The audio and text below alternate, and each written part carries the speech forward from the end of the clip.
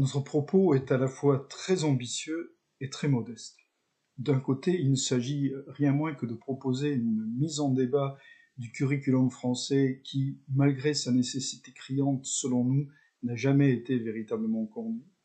Mais de notre côté, notre ambition est tout à fait modeste car il ne s'agit pas pour nous de diffuser des savoirs définitifs, mais de tenter de nous mettre en débat avec vous, en position de réfléchir, en position de rechercher ensemble.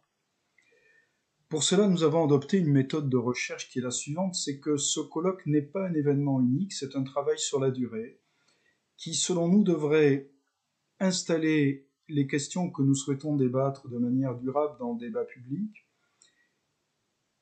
et déboucher aussi sur l'élaboration d'une sorte de cahier des charges pour tous ceux qui, à quelque niveau qu'ils soient, qu'ils travaillent, qu'ils réfléchissent, souhaitent proposer une alternative à ce qui nous paraît, et nous pensons que c'est un sentiment partagé, une iniquité et une inefficacité du système éducatif actuel.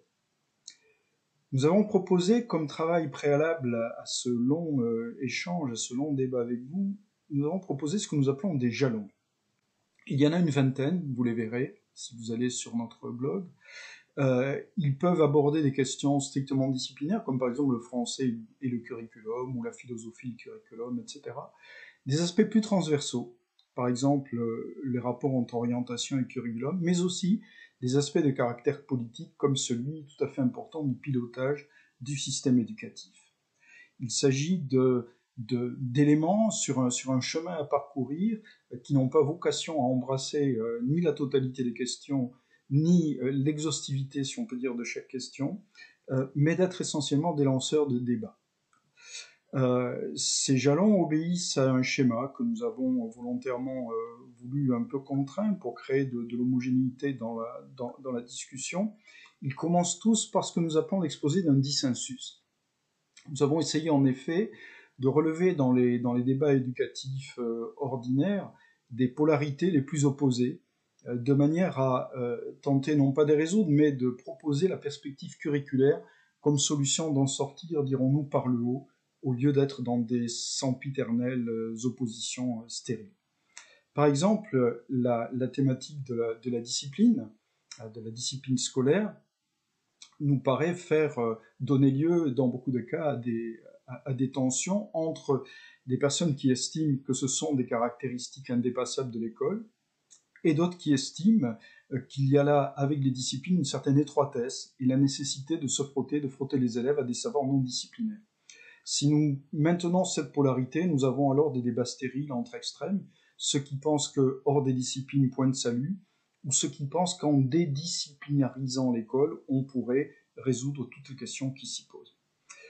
Voilà, pour nous donc, dépasser le cadre ordinaire des programmes pour aborder ces questions et ces tensions, dépasser le cadre des heures d'enseignement, des disciplines instituées, en nous intéressant d'un point de vue que nous estimons curriculaire à la légitimité de ce qu'enseigne l'école, aux valeurs que portent les savoirs, qu'elle diffuse et à la façon dont elle évalue les élèves. C'est la tentative dans laquelle nous vous proposons d'entrer avec nous. Une autre caractéristique des jalons est qu'ils proposent un historique évidemment très succinct des moments où la notion a émergé, s'est développée, a prêté à conflit, voire à des dispositions législatives. Il y a aussi une ébauche, un embryon d'état de l'art sur ce qu'on sait ou ne sait pas sur les questions qui sont en jeu. Enfin, des questions qui sont posées tant au monde de la recherche qu'à celui des décideurs et de façon plus large au grand public des lecteurs.